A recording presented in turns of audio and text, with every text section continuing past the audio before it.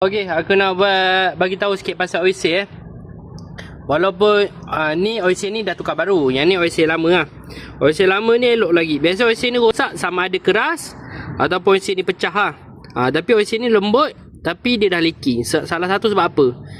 Ni nampak kat jari aku ni. Nampak dia lekuk. Dia lekuk ni, dia kemik ni. Sebelum ni ada orang pasang, dia ketuk kuat sangat. Boleh pakai kemik macam ni, tak ada masalah. Tapi dia leaking lah, dia tak tahan lama. Nampak? Dia kawasan grip dia ni akan tak lurus lah. Dia akan bengkok. Ni salah satunya. Kalau nak masuk oil seal, pastikan masuk betul-betul. Lepas tu ketuk, jangan guna bok-bok kecil. Nanti dia bengkok. Jadi bengkok macam ni. Memang dah tak leaking dalam masa terdekat, memang tak leaking.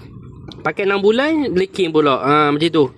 Jadi oil seal ni kena pastikan pasang betul lah. Kadang ada kesilapan gitu, benda ni orang tak perasan kan. Oil seal elok lagi, tapi leaking. Ni lah salah satu punca, dia kemik. Sampai dekat kawasan sini pun dia kemik, dia jadi macam jauh lah. Jadi ada renggang sikit. Nanti dia ada leaking lah. Kalau oil seal baru memang tak leaking lagi, tapi ketahanan dia tu dia jadi tak tahan.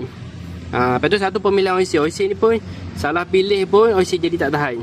Jadi siapa ada buat kereta pasang oil seal ke, benda ni kena ambil kira ni. Pakai memang keluar bengkel tak leaking, tapi nanti dah pakai tak lama nanti leaking pula. Biar sekali jalan kerja je. Kalau dah nampak gemik macam ni, tukar je yang baru balik.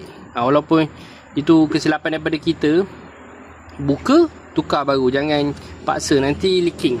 Dapat tu.